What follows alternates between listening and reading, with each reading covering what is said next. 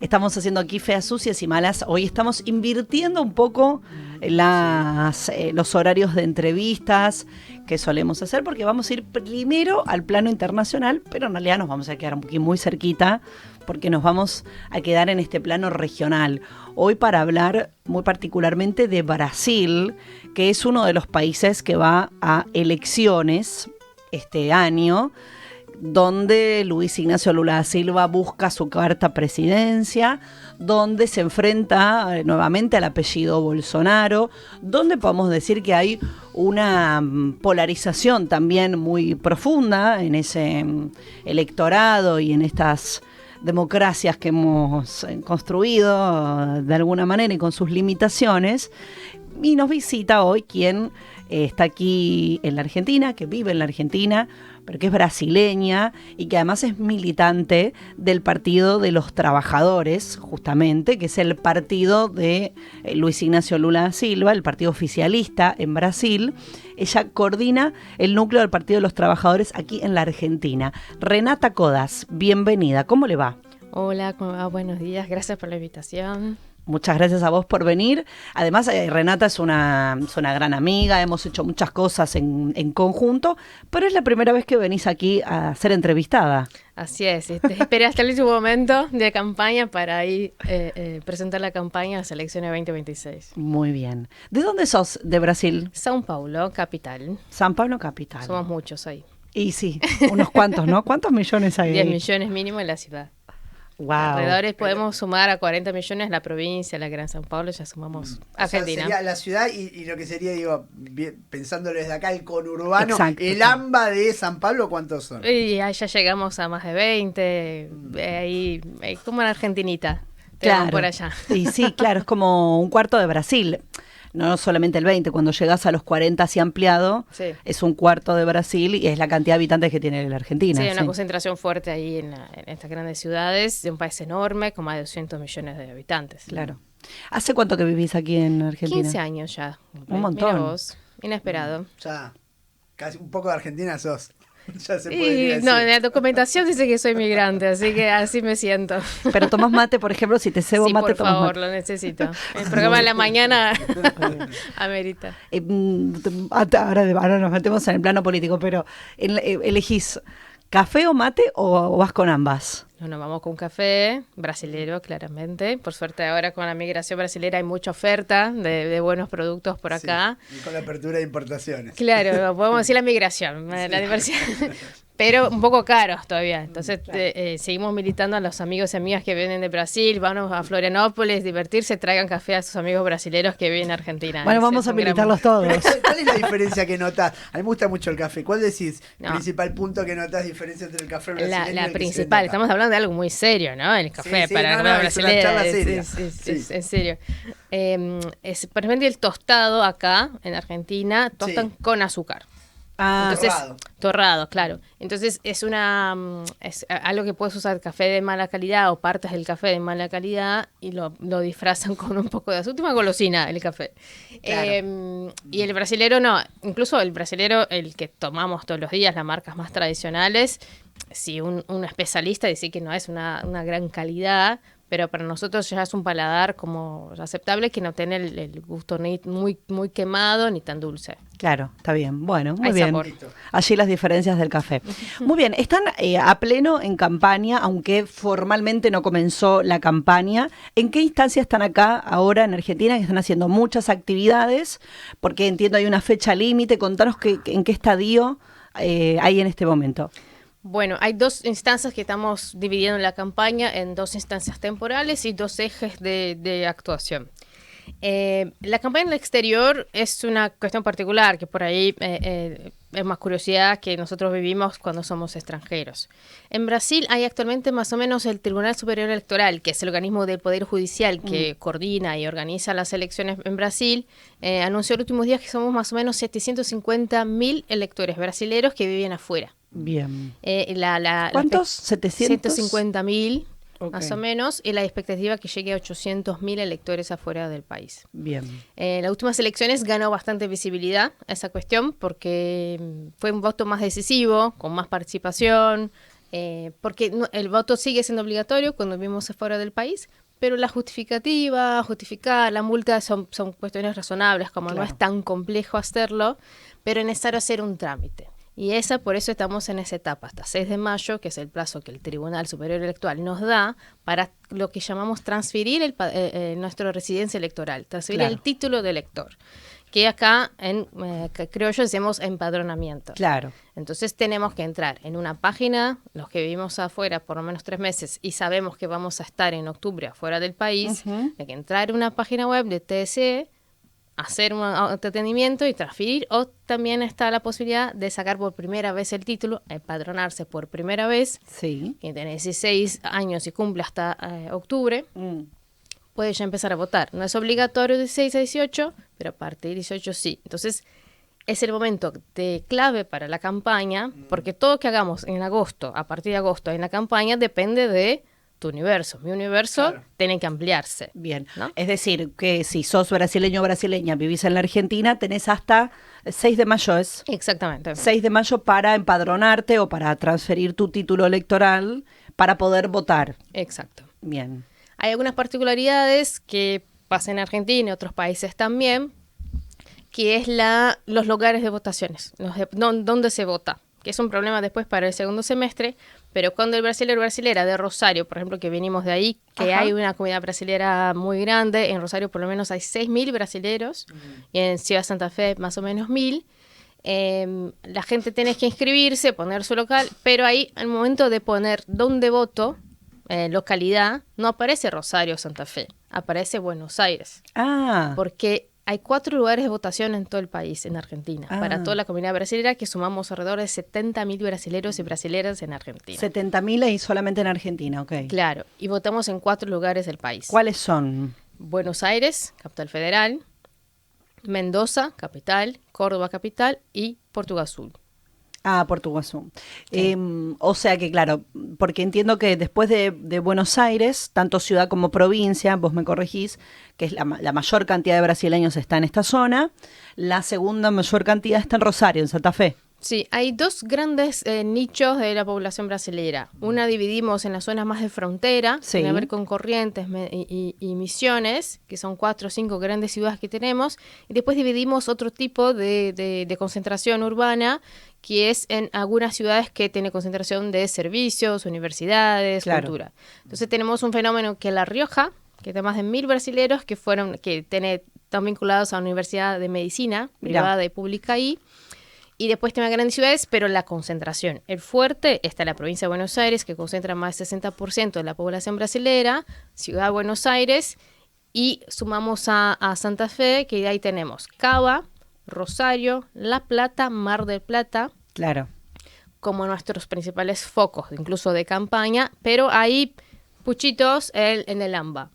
San Isidro, Vicente López, Olivos, Moreno. Y para ustedes, me imagino que hay un desafío ahí, porque si hay tan pocos lugares para votar, por ejemplo, los que están en Mar del Plata o las personas que están en Rosario, tienen que venir a votar a Buenos Aires, a la ciudad de Buenos Aires ese día. Así es, entonces por eso también dividimos en 2 instancias, la previa de empadronamiento y la post de campaña de buscar el voto, en 2 instancias, que es la técnica más operativa, que es cómo esa gente viene a votar. Claro. ¿Qué estructuras podemos hacer? Nosotros como partido político, en Brasil es crimen electoral el transporte de electores. Entonces el partido, más allá que transportar. Más allá que el partido no tampoco envía recursos afuera del país, hay una prohibiciones legales en cuanto a flujo de recursos internacionales. Tenemos que organizar acá con la propia comunidad brasileña y argentina los flujos de las personas para que puedan venir a votar y viabilizar el derecho al voto. Entonces, ahí tenemos un rol muy importante del partido político, que no es solo luchar por tu voto, es garantizar el derecho al voto, que es las cosas fundamentales primordiales de la democracia, ¿no? Luchamos por democracia, pero en el momento del voto es caro, es cansador, es difícil, tomas tu tiempo, tu día para un voto en un momento específico del año, de 4 años además, que solo votamos en presidenciales, que residimos afuera. Entonces el otro elemento de la campaña, que es la construcción del sentimiento de comunidad. Porque ahí estamos en Rosario con los chicos que están ahí, estudiantes, más allá que consigamos transporte, que algún sindicato, organizaciones, las fiestas que hacen, consigan venir, hay que tener muchas ganas. Claro. Entonces, ese sentido hacemos con muchas actividades culturales, políticas, pero hay que crear un sentimiento de ganas de votar a Lula, de ganas de votar y ganas de ir con tus amigos, ganas de ir con tu familia. Hay familias enteras que vienen a votar, de lejos. Entonces, hay un trabajo ahí también más profundo de sentido de comunidad. Bien, recuerdo, Leo, dale, ahora vamos. ¿Cómo es específicamente para empadronarse? ¿Cuáles son los pasos que hay que hacer? ¿Dónde se empadronan aquellos que quieren hacerlo? Bueno, muy buena pregunta porque es lo que venimos contestando hace un mes todos los días. Entrás en la página web tse.jus.br, algo así, parecía. Entras en autoatendimiento electoral y ahí tenés las opciones: transferir o título por primera vez o regularizar tu situación. Para transferir o sacar tu título por primera vez, que será empadronar por primera vez, necesitas un documento con foto brasilero. Si no, en defecto, un DNI y otro documento brasilero sin foto. Y te va a pedir un momento que te adjuntes el documento brasilero con foto y otra sacas una selfie con la foto y después adjuntas un comprobante de residencia. Es solo esa documentación que necesitas. Y después tienes que llenar dónde vivís, por cuánto tiempo, dónde vas a estar, lugar de votación, que elegís los 4 lugares del país que tenés disponibilidad y así lo vas. En 10 minutos tenés tu derecho a voto garantizado. Recuerdo mucho en la elección pasada, año 2022, que en la Embajada de Brasil, aquí en la Argentina, ¿es allí donde se vota? Estamos la solicitud ahí, pero hicimos una solicitud junto al consulado que amplíe el lugar de votación, que sea un lugar un poco más amplio que la embajada. Ellos no esperaban que hubiese tanta concurrencia en la elección anterior y tuvimos mucha cuestión con 3 horas de fila. Entonces me acuerdo de eso. O sea, se veía la embajada que está sobre la avenida 9 de Julio.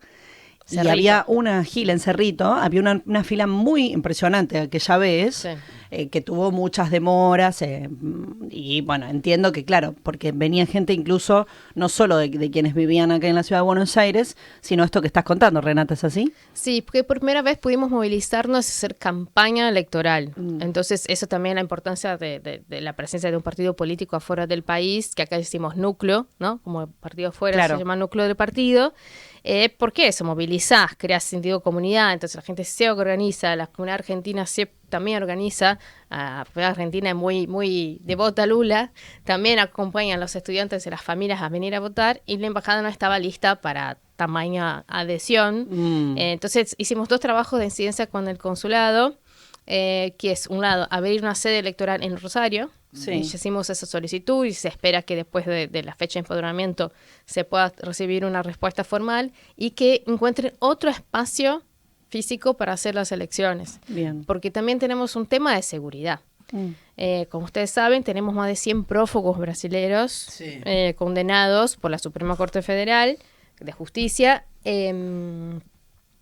condenados por intento al golpe en 2023.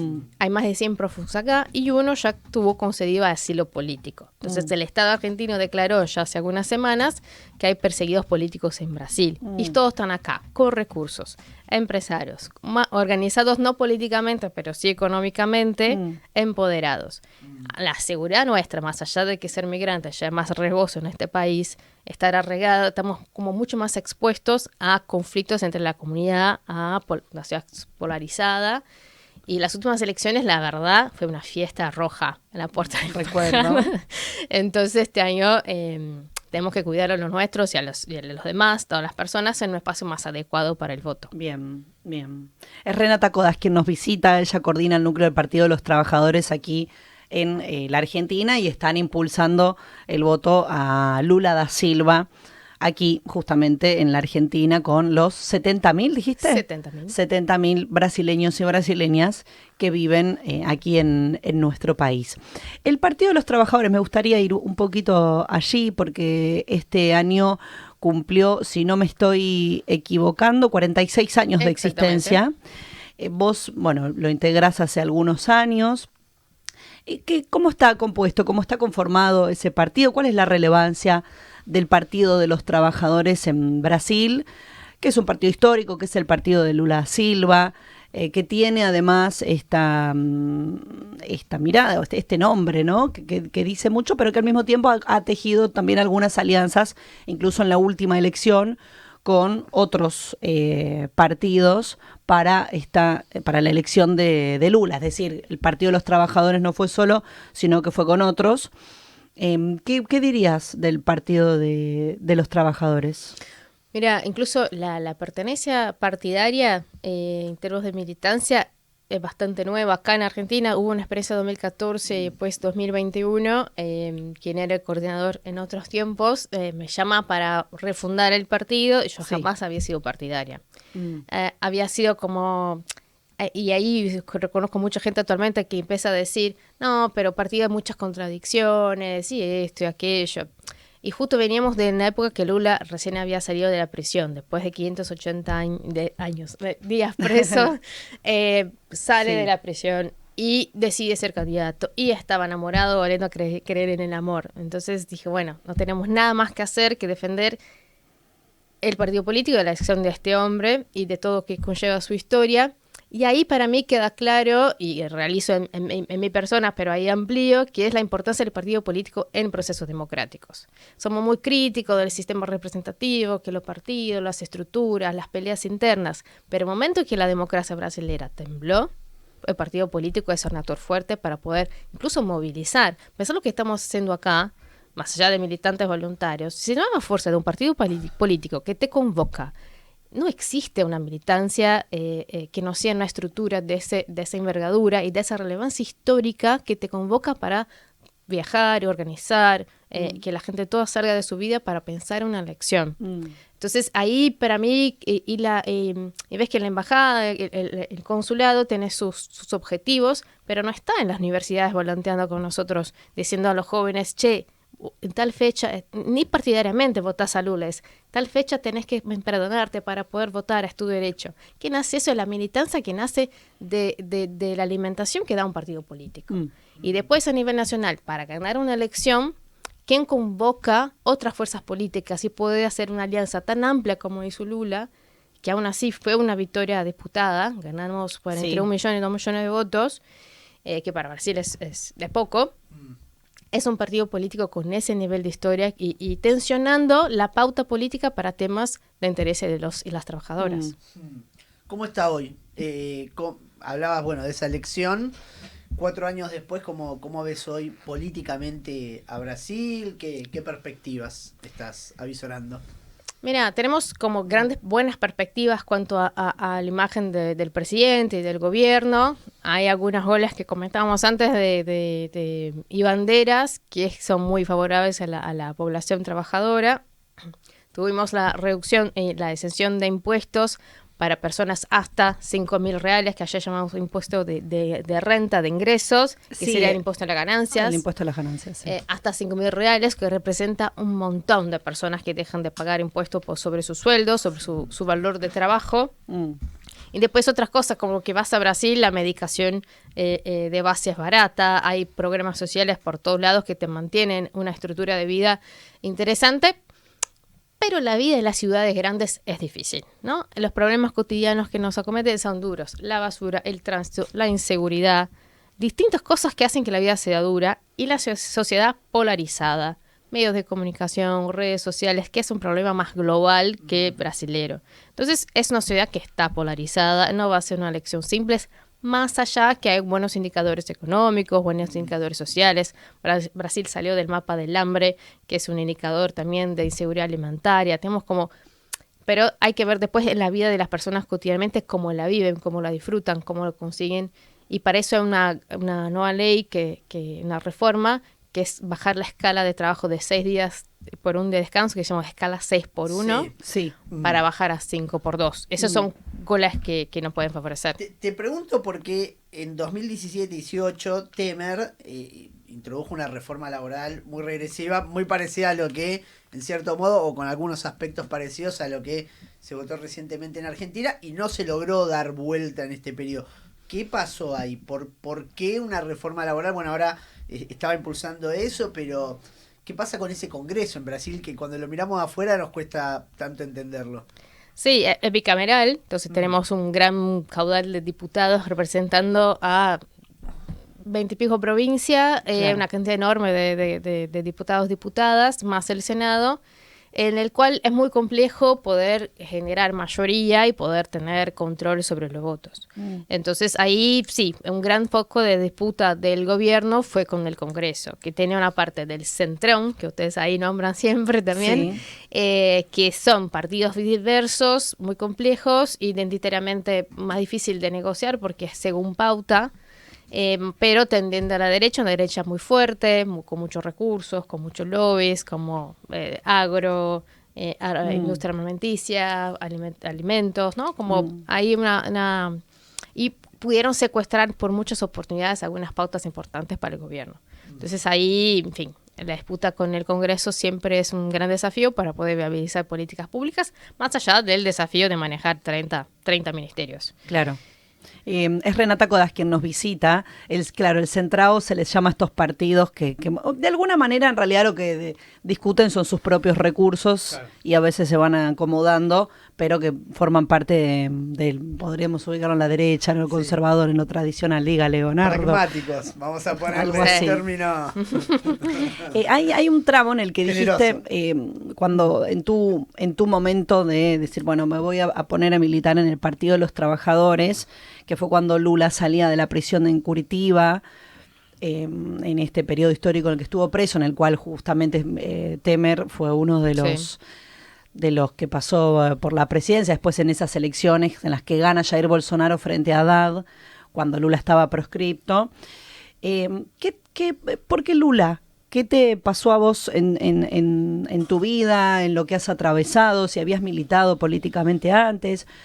Y quienes integran el núcleo del partido acá, ¿por qué eligen a Lula? Es decir, ¿por qué están convocando a votar a Lula da Silva, en este caso, en lo que sería eventualmente ganar su cuarta presidencia? ¿Qué está en disputa allí? ¿Qué es lo que ustedes ven políticamente? Qué locura, cuarta presidencia. Que la primera vez que voté fue a Lula, en 2001. La primera elección. ¿Tu primer 2003, voto? Sí, mi primer voto ya fue, creo que a nivel local primero, pero después ya fue allá Lula. Entonces mi vida política pasa por la historia de este hombre, y creo que la historia política de Brasil pasa por la historia de ese hombre. No vengo de familia militante, ni mucho menos, pero ahí ya en la facultad ya empezamos a formarse un poco más en política, y claramente mi voto siempre fue para el Partido de Trabajadores. En Brasil tenemos mucho de la sociedad civil muy, muy fuerte, incluso como sector económico muy importante. Entonces, la vida política también a veces pasa por trabajar en ONGs y militar con organizaciones y trabajo voluntario, muy vinculado a la Facultad de Derecho, donde me recibí en São Paulo. Y después, entonces, la vida política partidaria no es una primera opción. Por lo menos no fue para mí, no era cercano ese espacio. Y después, mismo acá en Argentina, vinculada a espacios más políticos cercanos mucho más al peronismo, que claramente no libertarios, que ni existía cuando llegué con este nombre. Claro. Pero ahí se va formando otras cosas, y creo que Lula representa un montón de cosas, ¿no? Para nosotros hubo un momento más de tensión con esa figura, antes que cuando fue Dilma. Yo ya acá voté a Dilma ya la primera vez, 2014, mi primera elección en Argentina, 2011 y 2014. Claro. En la reelección. Sí, pero claro. Y Lula representa, creo además, el candidato, que es el partido designa y es el candidato, es la única persona capaz en este momento de reunir las fuerzas. Él tiene más de 80 años, es un señor. Daban ganas de tenerlo como un mentor que esté coordinando y tirando líneas así grandes, pero todavía necesitamos que esté ahí y que esté ahí. Entonces, si un hombre así, con la historia de vida, que perdió una mujer, que perdió un nieto, con la historia de vida que tiene, está ahí, es decir, me convoca desde que ese hombre está ahí, ¿por qué nosotros no estamos? ¿Por qué nosotros no estamos movilizados en ese mismo objetivo? Creo que esa figura convoca, es mucho más grande que el partido, me cuestionarían, pero amplía. Entonces hay gente que vota a Lula y no le gusta el partido, pero vota a Lula. Entonces esa es la figura que actualmente el mundo necesita, y el liderazgo internacional también habla de eso. Una persona que consigue comunicar, que se emociona ahí en los discursos en Barcelona, con todo el progresismo internacional, que es una figura que todavía, y en fin, podemos discutir sobre sucesión, pero mientras este hombre esté vivo y su historia de vida y lucha esté vigente, es difícil. Ahora, ¿Es posible pensar que quede un lulismo post-Lula?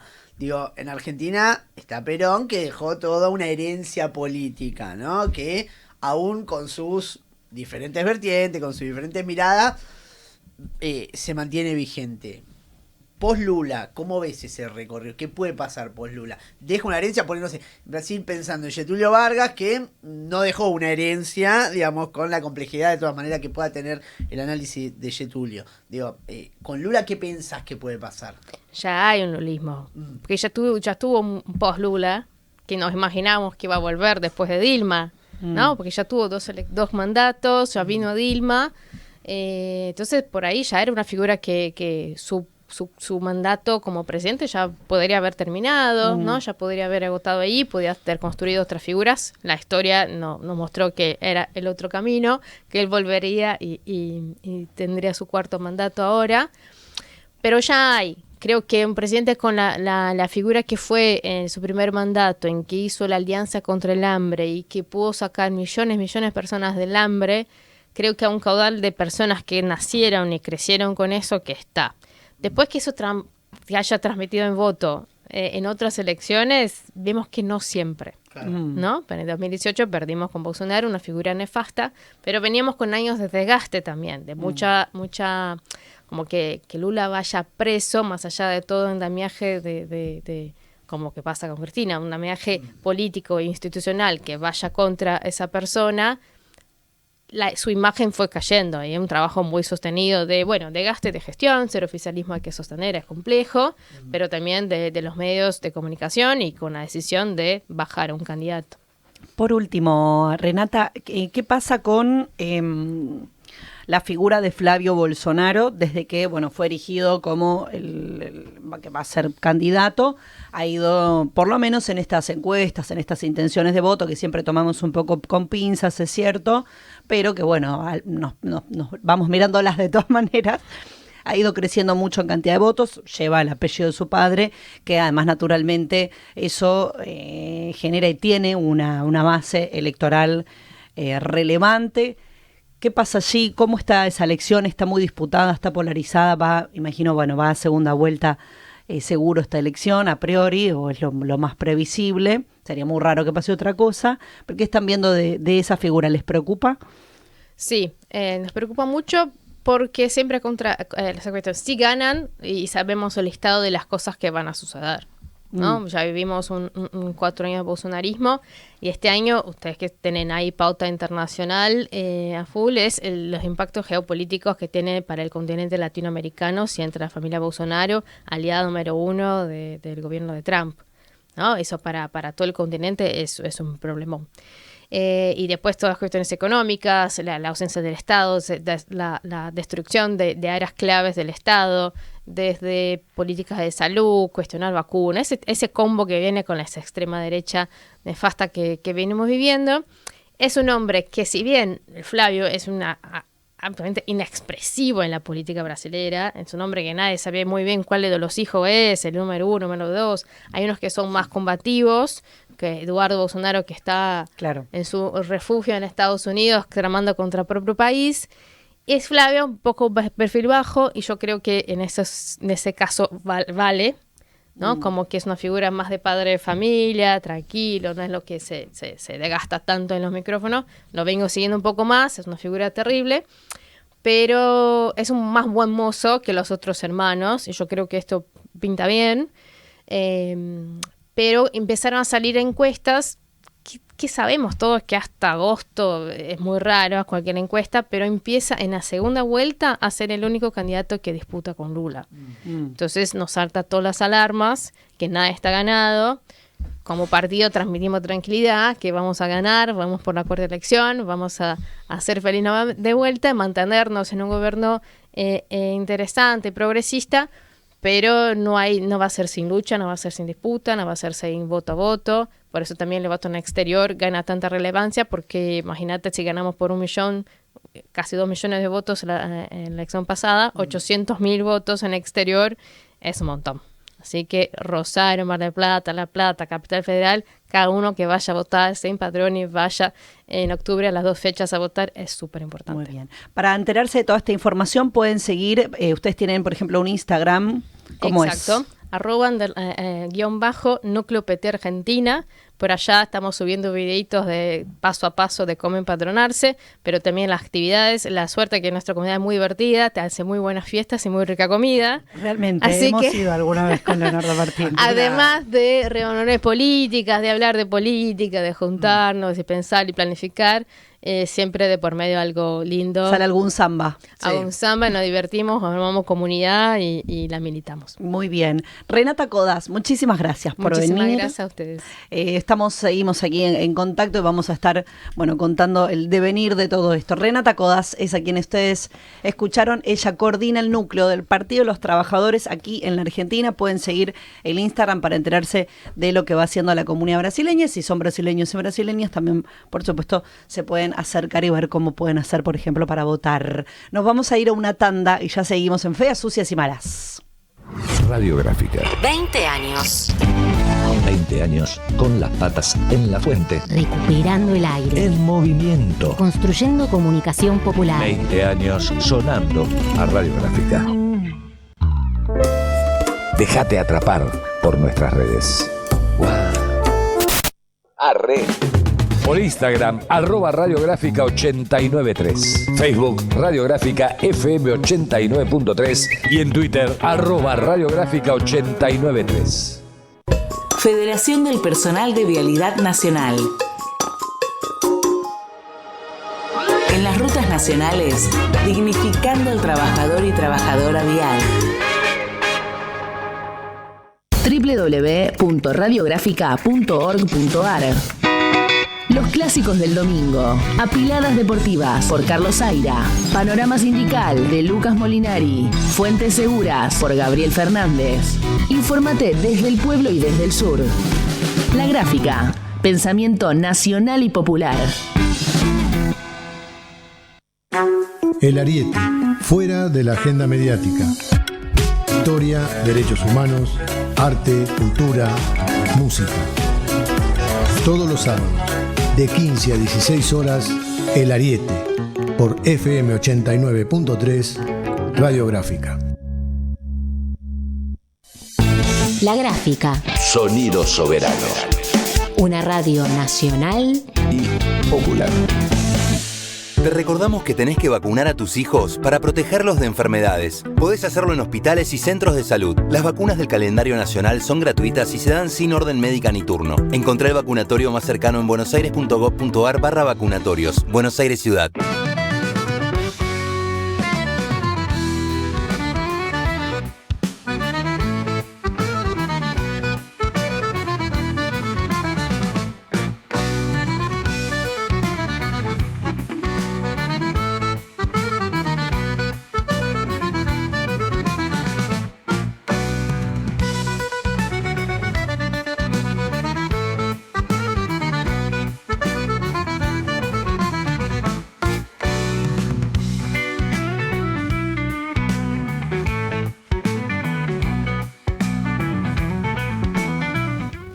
De la mañana, 30 minutos. Estamos aquí reacomodándonos en el estudio. Nos visitó recién Renata Codas, que es del núcleo del Partido de los Trabajadores aquí en la Argentina. Están, llamando a votar a Lula da Silva en la comunidad brasileña que está aquí en la Argentina, Leo Martín. Primero empadronarse, ¿no? Como Y que claro, tiene 2 instancias. Primero el empadronamiento y después la votación, 4 de octubre, recién nos decía. 3 mensajes nos han llegado. Buenos días, Úrsula, Renata y Leo, escuchando desde La Plata.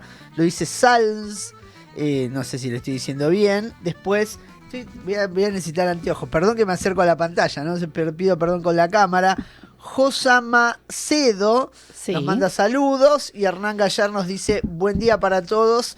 Quería preguntarle a Renata qué visión tienen en el PT y en Brasil sobre la detención de Cristina. Bueno, muchos paralelismos, ¿no? Bien, lo mencionó después de eso. Mandamos abrazos grandes a quienes se comunican. ¿Dónde, Leo? Lo pueden hacer al 11 50 12 3589 o como los mensajes que recién leíamos, ingresan al vivo, Radiográfica, va a aparecer Feas, Sucias y Malas, y allí pueden dejar en el chat el comentario que vamos leyendo. Muy bien, estamos haciendo este programa hasta la 1 de la tarde, queda muchísima información y también quedan momentos musicales. El señor Leonardo Martín nos va a convidar de esa circunstancia. Vamos con un clásico, Charly García, Cerca de la Revolución.